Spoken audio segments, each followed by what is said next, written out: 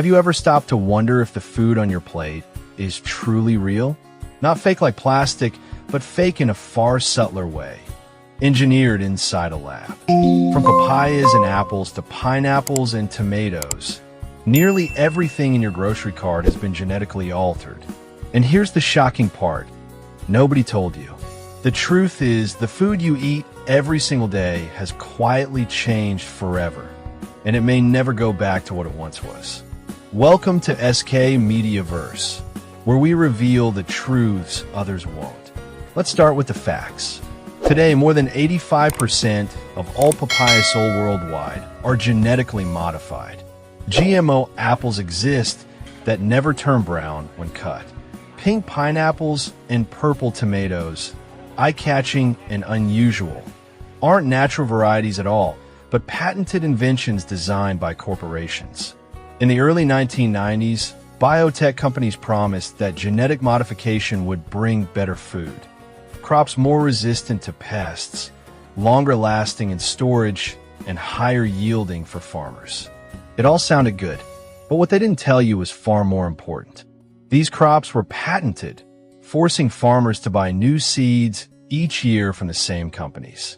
Cross-pollination wiped out native plant species, and the long-term health effects? Still not fully understood. This wasn't evolution. This was a takeover. And here's what we've lost in the process.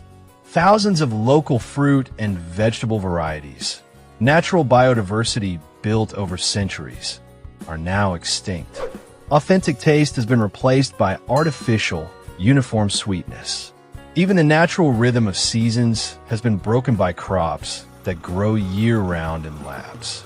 Worse still, many of these crops are drenched in pesticides and herbicides like glyphosate, a chemical linked to cancer, infertility, and hormonal disruption.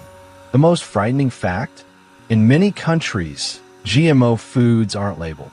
You might think you're eating healthy, organic produce, but in reality, you're consuming genetically modified food designed to look perfect.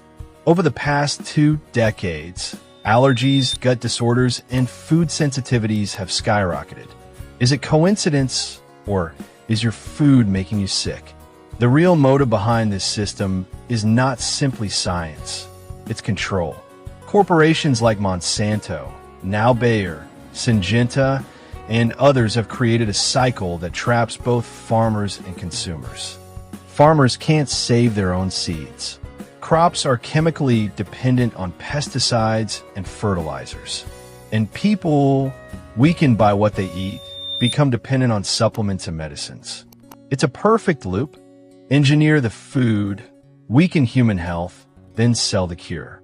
The winners in this system are not the farmers and not the people.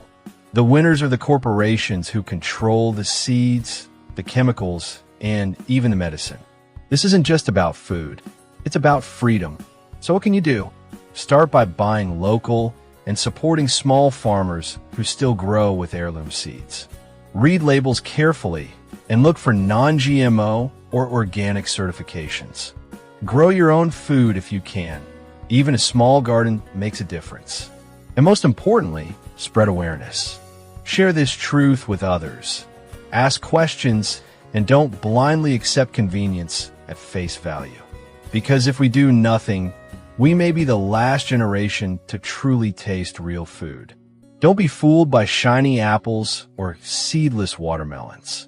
Behind every perfect-looking fruit is a deeper story, one of control, chemicals, and quiet manipulation.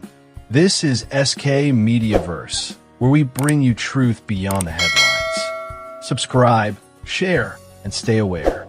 Explore. Learn. Wake up, because now even your plate has become political.